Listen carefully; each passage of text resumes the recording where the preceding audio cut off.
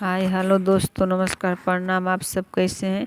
उम्मीद है कि आप सब अच्छे हैं। आप लोग के साथ एक लगन गीत विवाह का लेकर आई हूँ। अच्छा लगा तो कमेंट, सब्सक्राइब, शेयर कीजिएगा, ज़्यादा से ज़्यादा सपोर्ट कीजिएगा।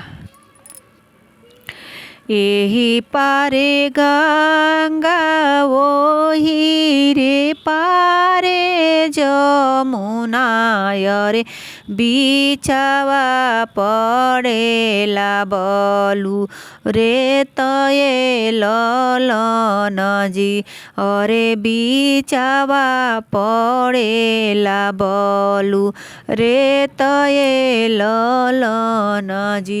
यही पारे गंगा वही रे पारे जमुना रे बिछावा पड़ेला बलू रे तये ललन जी। ओही बलू रे तावा में कमल के फूलावा रे फूलावा फूलेला कच नारये ललन जी अरे फूलावा फूलेला कच नारये ललन जी। ओही बलू रे तावा में कमल के फूलावा रे फूलावा फूलेला कच नारये ललन जी। फूल लोढ़े चलेली बेटी हो कवन बेटी हाथवा डलउआ मुखे पान ये ललन जी हाथवा डलउआ मुखे पान ये ललन जी। फूल लोढ़े चलेली बेटी हो कवन बेटी हाथवा डलउआ मुखे पान ये ललन जी।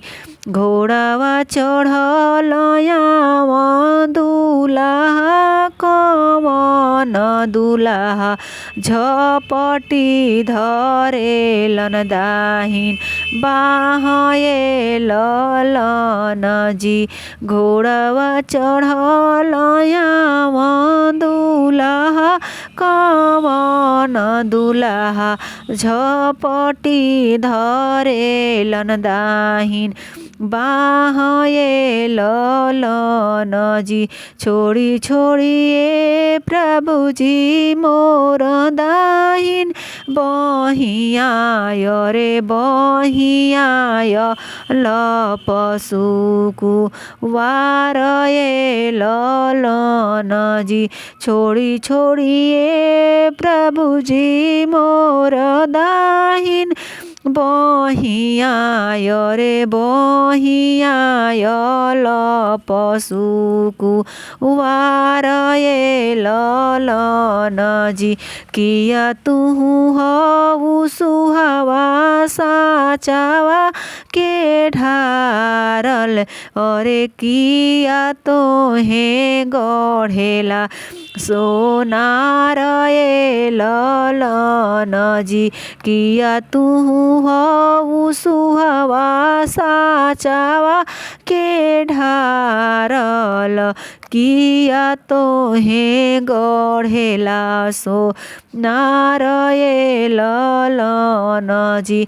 नाही हम हई प्रभु जी साचावा के ढारल अरे नाही हमें गढ़ेला सोनार ये ललन जी।